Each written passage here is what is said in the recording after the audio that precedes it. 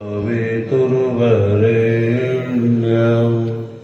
भर्गो देवस्य धीमहि धियो यो नः प्रचोदयात्। ॐ खं ब्रह्मा।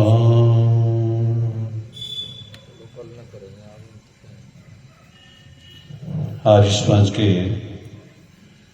बड़े ही प्रख्यात सुविख्यात भजन उपदेशक, युवा विचारक, चिंतक, लेखक बहुत सी उपाधियों से अलंकृत हैं भाई कुलदीप विद्यार्थी जी,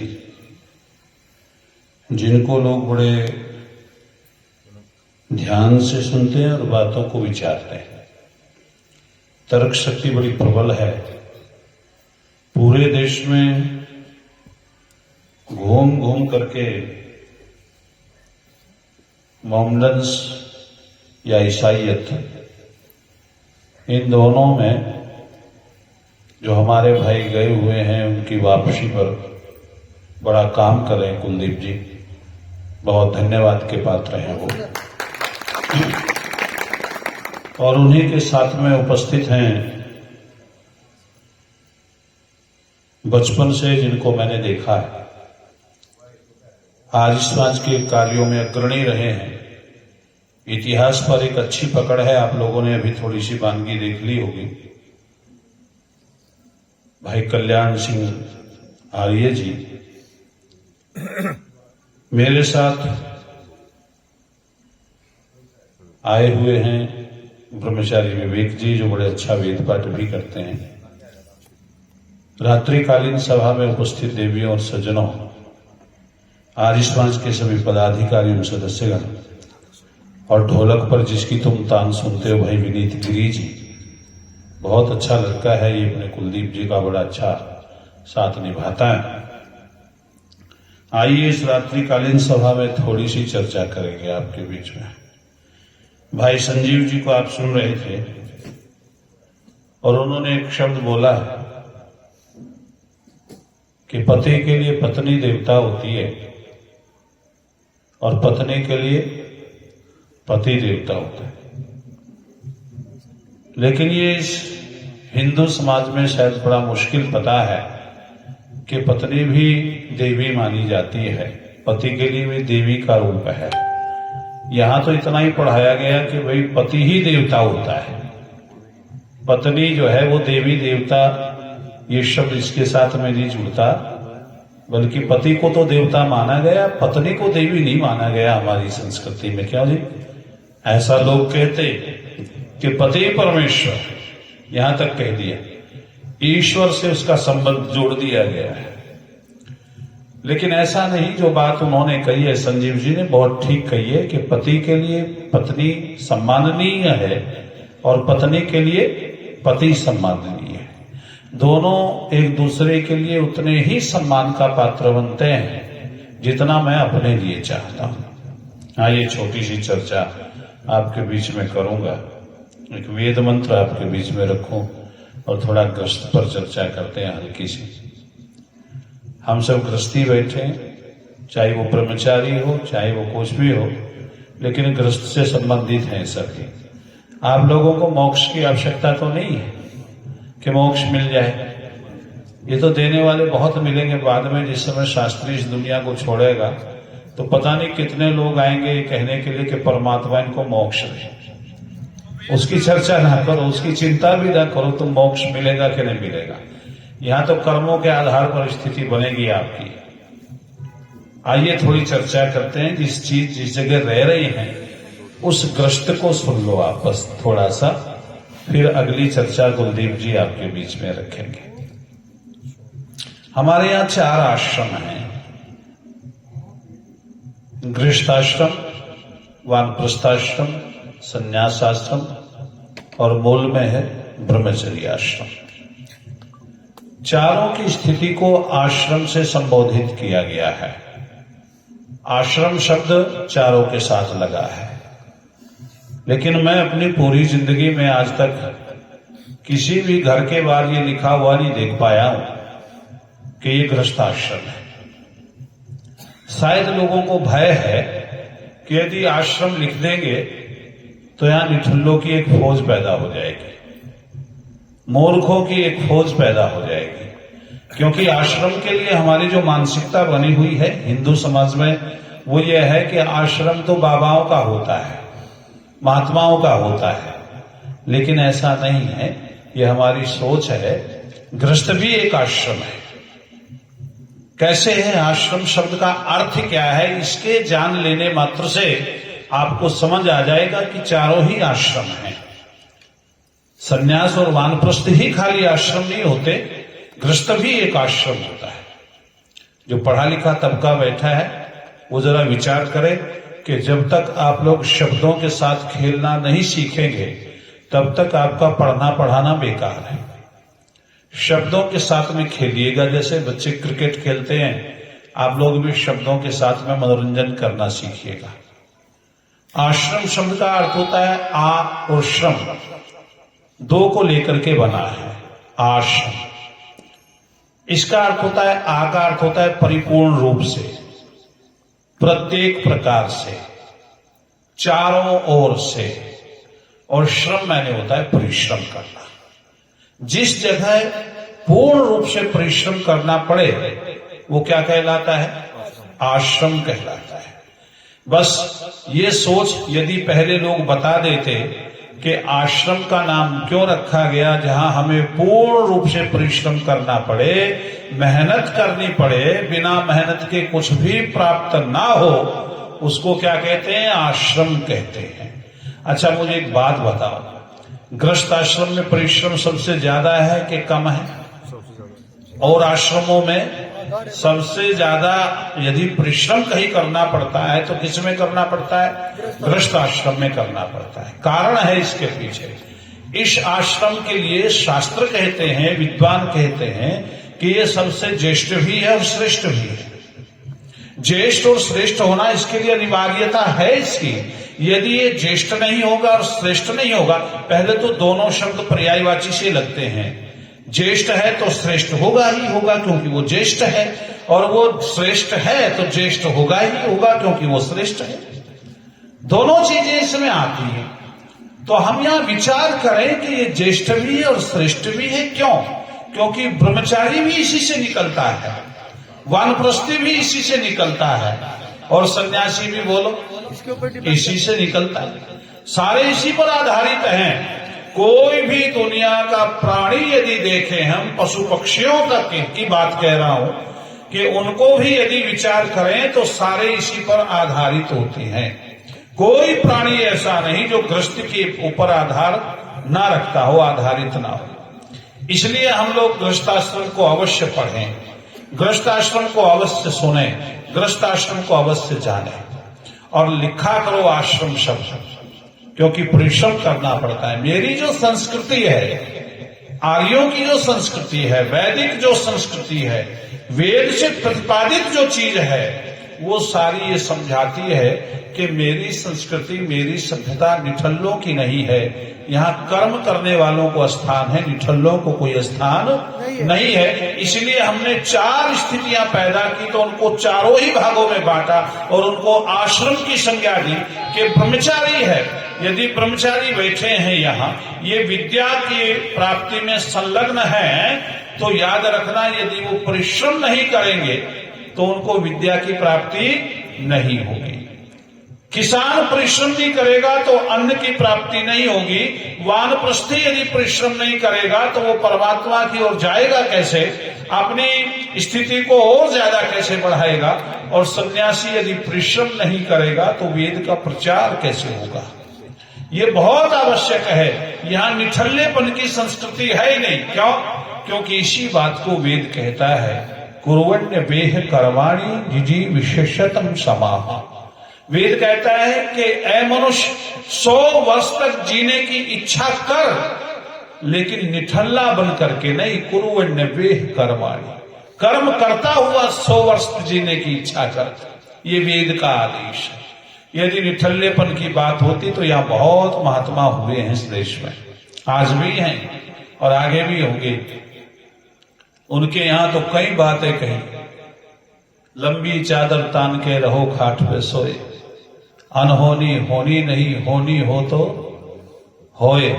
ये किसकी बात है? निठल्लेपन की बात है।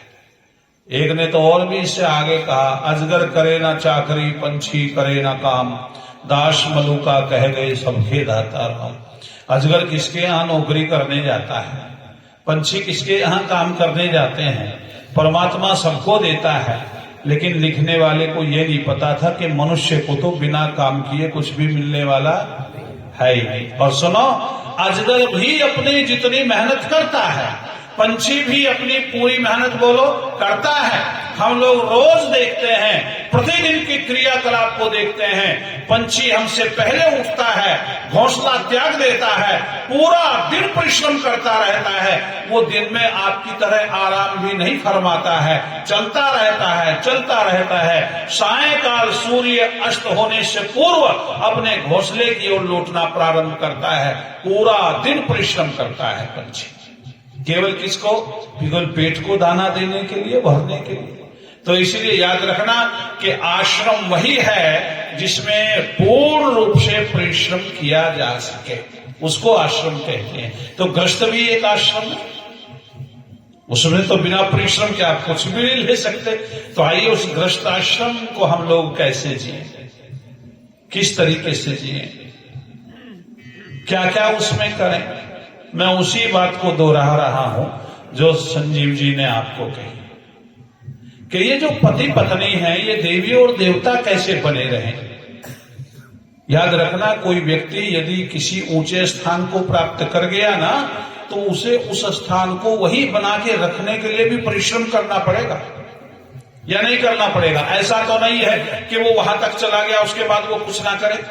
यदि कुछ नहीं करेगा तो वहां से बोलो नीचे भी आ सकता है, ऊपर तो जाएगा नहीं, लेकिन उस स्थान को भी छोड़ना पड़ सकता है यदि उसने परिश्रम वहां बैठ करके भी नहीं किया। तो हम गृहस्थाश्रम में यदि चले गए हैं और गृहस्थाश्रम में जाकर के हम ये सोचें कि अब तो हम बच्चों वाले हो गए, अब कुछ नहीं करना है, ये भी एक गलत है। आप गृहस्थाश्रम के निर्वहन के लिए बहुत कुछ करें, परिश्रम करें, अपने बच्चों को सिखाएं। यदि हम परिश्रम नहीं करेंगे तो बच्चे कहां से परिश्रम करेंगे? वो तो देखा देखी चलेगा।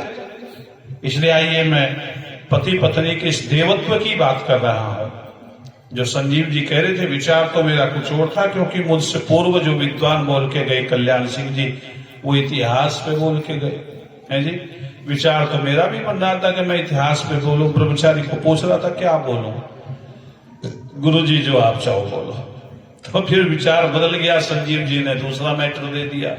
इसलिए आइए मैं उसी पर विचार कर रहा हूं। एक मंत्र आता है, मुझे बड़ा प्रिय लगा। जब विवाह संस्कार होता है तो उस समय उसको पढ़ा जाता है। बहुत अच्छा मंत्र है। अपने कुलदीप जी विवाह संस्कार कराते हैं, ब्रह्मचारी विवेक जी बैठे, यशपाल जी और संजीव जी आदि बहुत लोग यहां बैठे हैं जो विवाह संस्कार कराते हैं। विवाह संस्कार में एक मंत्र पढ़ा जाता है, बेटियों, बहनों, देवियों और सज्जनों। बड़ा सुंदर मंत्र है। क्या लिखा है कि पति पत्नी दोनों बोलते हैं उसे। किस समय बोलते हैं? जब मधुपर्क की विधि पूरी हो जाती है, उस समय बोलते हैं। कहते हैं, समंजंतु विश्वदेवा समापो हृदयानिरो सम मातृस्व समुधाता समुदेष्ट्री दधातु नो। मंत्र दोनों बोल रहे हैं और दोनों बोल करके जिन शब्दों का प्रयोग कर रहे हैं वो शब्द सुनिएगा जरा, कितने संबंध जो है प्रगाढ़ बनाने के लिए वो लोग शब्द बोल रहे हैं। पहला शब्द बोलते हैं समंजंतु विश्वदेवा। वो कहते हैं, उपस्थित इस वेदी पर समस्त विद्वान जनों, मेरे पारिवारिक जनों, संबंधी जनों, जो आप यहां उपस्थित हैं, हम दोनों की वार्ता को सुनो। हम आपसे क्या चाहते हैं, क्या हो रहा है। ये जो विवाह हो रहा है ना, इस विवाह में हम अपनी ही इच्छा से जा रहे हैं। गृहस्थ में हमारे ऊपर किसी प्रकार का कोई दबाव नहीं, प्रेशर नहीं है किसी प्रकार का कि हम किसी के दबाव में आकर के विवाह कर रहे हैं ना, हम अपनी इच्छा से जा रहे हैं। तो फिर क्या करें? तो कहते हैं आप हमें आशीर्वाद प्रदान करो। कैसा आशीर्वाद दे? तो कहते हैं समापो हृदयानि नौ। जरा गौर से सुनना, जिस समय आप मुस्लिम मजहब के लोगों से पूछोगे, यहां बड़ी तादाद है भूरा में मुस्लिमों की, उनसे पूछोगे तो पता चलेगा कि जब निकाह होता है तो निकाह वहां एक विवाह नहीं माना जाता, एक व्यापार माना जाता है। कारण क्या है कि निकाह जिस समय पढ़ा जाता है, आप तो बखूबी जानते होंगे खूब अच्छी तरीके से कि न्योते वोते आते होंगे, हालांकि भले ही आप निकाह तक ना पहुंचते हो, जहां निकाह हो रहा होता है वहां ना जाएं आप, वहां तो छुआरे मटेंगे, तुम्हारा क्या मतलब, क्यों जी? लेकिन बहुत से लोग जाते भी होंगे निकाह तक, छुआरे खाने की थोड़ी सी होगी आदत, छुआरे खा लें, तो वहां क्या होता है कि वो आपस में पूछते हैं तुम्हें ये कबूल है, ये कबूल है, तो वो दोनों हाँ कर देते हैं, कबूल है, लेकिन उस कबूल नामे की स्थिति क्या है ये सुन लो। वो कबूल नामा क्या है? एक शर्त है। क्या है बोलो? शर्त है। अच्छा, विवाह में शर्त नहीं होती, व्यापार में शर्त होती है। विवाह में शर्त नहीं होती, प्यार में कोई शर्त नहीं होती। जो प्यार शर्तों पे किया जाए वो प्यार ही नहीं होता, बल्कि शर्तों पर क्या होता है बोलो? व्यापार होता है शर्तों पर। तो वहां कुछ शर्तें रखी जाती हैं। कौन सी शर्तें रखी जाती हैं? कहते हैं उनकी जो शरीयत है वो बोलती है, वो कहती है यदि लड़का अपनी पत्नी को, अपनी बेगम को छोड़ता है तो उसके लिए कुछ मेहर मुकर्रर होती हैं, 70,000, 1 लाख, 2 लाख, 20,000, जैसी जिसकी हैसियत है वैसी वो मुकर्रर करता है लड़के वाला, कि यदि मैं इसको तलाक दूंगा तो मैं इसको ये मुआवजा भी बोलो दूंगा, और यदि लड़की खुद तलाक ले तो फिर उस पर वो मेहर वाजिब नहीं बैठती, फिर नहीं देगा वो, क्योंकि वो तो नहीं दे रहा है, तलाक तो वो ले रही है, और यदि वो खुद देगा तो उसे मेहर बोलो देनी पड़ेगी, जो तय पाई गई है। इतनी मेहरों के साथ इसका निकाह तय पाया गया और वो लिखा जाता है पर्चे पर, और नीचे गवाहों के हस्ताक्षर हो जाते हैं। तो इसका मतलब ये हो गया कि शर्तें हुई तभी तो गवाह बने, बिना शर्तों के कोई गवाही नहीं होती। तो उनके यहाँ कागजों पर लिखा होता है, और इसीलिए वहां तलाक का प्रावधान है, क्योंकि वहां विवाह नहीं होता दिलों से, वहां जिस्म से विवाह होता है, दिल से नहीं होता है। और हमारे यहाँ बोलो आत्मा से एक दूसरी आत्मा का मिलन होता है, जिस्म का कोई संबंध, शरीर का कोई संबंध नहीं, इसलिए हमारे यहाँ कागजों पर विवाह नहीं होता। अब दूसरे भी है, एक मजहब वाले और हैं, वो बेचारे ईसाई, वो भी अपने कागजों पर लिखते हैं, पादरी उनको जो है चर्च में बुलाता है, वहां गवाह भी होते हैं, सारे काम होते हैं, लिखित रूप में होता है, उनके भी रिश्ते टूटते हैं बहुत ज्यादा। अब यहां समझ लीजिए, यहां टूटने लगे उन लोगों को देखा देखी में, पहले नहीं टूटते थे रिश्ते, किसी के लंबी आ गई वो निभ गई, छोटी आ गई वो निभ गई, मोटी आ गई वो निभ गई, पतली आ गई वो निभ गई, काली आ गई वो निभ गई, क्यों जी? सारी निभाई। कारण क्या था? जितने आप बैठे हैं सुन लो, पहले समाज का भय था, नाई करिया, हाँ, ब्राह्मण पहले समाज का भय था, आज समाज का कोई भय नहीं है, इसीलिए रिश्ते बोलो टूट रहे हैं। मूल कारण है ये, जो मेरे नौजवान भाई बैठे हैं बंधु, वो जरा विचार करें। आइए, वो कहते हैं हमारे यहाँ तो कैसे होता है? हृदय से होता है, कोई मोहर नहीं लगती, बल्कि कहाँ मोहर लगती है? हृदय पर मोहर लगती है। वम बढ़ते, तो मैंने बताया था ना दोपहर की सभा में, मम बढ़ते ते हृदय दधामी मम चित्तम अनुचित्तम ते अस्तु मम एक मना जो शुश्वाह प्रजापति स्वानुनक्तु मह्यम। एक दूसरे का हृदय स्पर्श करके स्वीकार करते हैं, एक दूसरे को हृदय से चाहते हैं। तो यहाँ क्या बात कही? समापो हृदयानि नौ। वो कहते हैं मेरे विद्वान जन यहाँ बैठे हैं, आप मेरे संबंधी लोग बैठे हैं, आप हमें एक आशीर्वाद प्रदान करें। क्या? कि हम जैसे दो जल, एक जल किसी गांव का, एक जल किसी गांव का, या किसी भी जिले का या किसी देश का हो, अलग अलग देशों के अलग अलग जगहों के दो जल जिस समय मिल जाते हैं, दुनिया की कोई ऐसी मशीन या यंत्र पैदा नहीं हुआ जो उनको अलग अलग कर सके। इसलिए हमें एक आशीर्वाद प्रदान करें कि हमारे हृदय दोनों के ऐसे मिले रहे जैसे दो स्थानों का जल मिलकर के एक हो जाता है, हम कभी भी अलग ना हो। अच्छा, हमारी संस्कृति कितनी गजब की है, ये कहती है कि हम कभी भी अलग ना हो। हमारे यहाँ तलाक का कोई प्रावधान नहीं है, हमारे यहाँ छोड़ने का कोई प्रावधान नहीं है। हमारे यहाँ तो मिलन है, और वो मिलन शरीरों का नहीं है, बल्कि वो मिलन तो आत्माओं का मिलन है, दो आत्माओं का मिलन है। तो इसलिए कहते हैं समापो हृदयानिनो। हे विद्वान जनों, हे मेरे बुजुर्गों, मेरे संबंधियों, मुझे हमें आशीर्वाद दो दोनों को कि हम दोनों ऐसे मिले रहें जैसे दो जगह का जल एकाकार हो जाता है, कोई उन्हें अलग अलग नहीं कर सकता। ऐसे हम दोनों के हृदय आपस में मिले रहें। कितनी गजब की बात है। इससे आगे भी एक बात कही, समापो हृदयानिलो सम मातरिश्वा। मातरिश्वा का अर्थ होता है वायु। यह भी एक गजब की बात है। और वो ये कहते हैं कि एक आशीर्वाद और प्रदान करें आप। वो कौन सा हो सकता है? जैसे हंस दूध को और पानी को अलग अलग कर देता है, सुना है, हमने देखा नहीं, कहावत है। ऐसे कोई यंत्र बन जाए और पानी को अलग अलग कर दे, लेकिन फिर एक आशीर्वाद आपसे चाहते हैं, क्या? कि सम्मातरिश्वा। जैसे मुझे अपने प्राण प्रिय हैं, दूसरा कहता है जैसे हमें अपने प्राण प्रिय हैं दोनों को, ऐसे ही हम दोनों एक दूसरे को प्रिय बने रहेंगे। जब प्राण ही हमें इतने अच्छे लगते हैं जिनको छोड़ना नहीं चाहते, तो इसका मतलब यह है कि हम दोनों एक दूसरे को छोड़ना ना चाहें। और ये शब्द जब मैंने पढ़ा तो मैं सोच रहा था, मैंने कहा ये जो शब्द बने प्राण प्रिया, प्राणनाथ हैं जी, ये कहां से बने? ये इसी मंत्र से बने होंगे कि प्राण प्रिया, प्राणों से भी प्रिय है। प्राण दुनिया में किसको प्रिय नहीं है जी? बोलो, सबको प्रिय है। एक बार अकबर बैठा था अपने दरबार में, सलीम उसकी गोद में था। बड़ी मुश्किल से तो एक बच्चा पैदा हुआ है जी, और उसको गोद में खिला रहा है अकबर। दरबारी बैठे हैं, तो अकबर ने पूछ लिया, बताओ दुनिया में सबसे प्रिय क्या है? अब दरबारी तो चापलूस होते हैं सबसे बड़े, वो देखते हैं, परखते हैं क्या कहना है क्या नहीं। उन्होंने देखा कि बादशाह को बड़ी मुश्किल से तो बेटा हुआ है और ये गोद में खिला रहा है, इसलिए चापलूसी करो। उन्होंने कहा जी बच्चे प्रिय होते हैं, बेटा सबसे प्रिय होता है।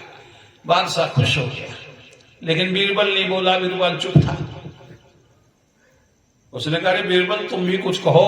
उसने कहा जी मैं क्या कहूं, कह तो दिया इन्होंने।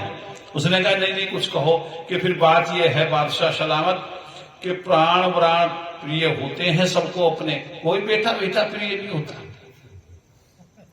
अब अकबर को थोड़ा क्रोध आया, यार सब बच्चे को कह रहे मुझे भी अपना बेटा प्रिय है, ये कह रहा है प्राण प्रिय होते हैं। उसने कहा ये कैसे साबित करोगे तुम कि प्राण प्रिय होते हैं बेटे प्रिय नहीं होते? उसने कहा इसमें साबित करने की कौन सी बात है साहब, दुनिया जानती है सबको अपने प्राण प्रिय है। जब बात थोड़ी आगे बढ़ी तो बीरबल ने पूछा, अच्छा एक बात बताओ, यदि मैं सिद्ध कर दूं तो? कि फिर तो मान लेंगे सिद्ध करोगे तो। उसने कहा सुनो, दुनिया में बंदरी को अपना बच्चा सबसे प्रिय होता है, ध्यान से सुनना मेरी बात को। और किसी भी जानवर को बच्चे इतने प्रिय नहीं होते जितना बंदरी को अपना बच्चा प्रिय होता है। वो मरे हुए की लाश को भी घसीटती रहती है, जब तक दूसरा बच्चा ना हो जाए तो वो उसको मोह इतना होता है कि मरे हुए बच्चे की लाश को भी घसीटती रहती है। उसने कहा किसी नवजात शिशु जिसने उत्पन्न किया हो नया बच्चा, उसको लेकर के आओ बंदरी को पकड़ के। अब वहां तो कहने की देर थी, तुरंत सिपाही गए, एक बंदरी को पकड़ के ले आए। उसने कहा गड्ढा खोदा गया, बंदरी और उसका बच्चा दोनों उसमें छोड़ दिए। फिर पानी भरना शुरू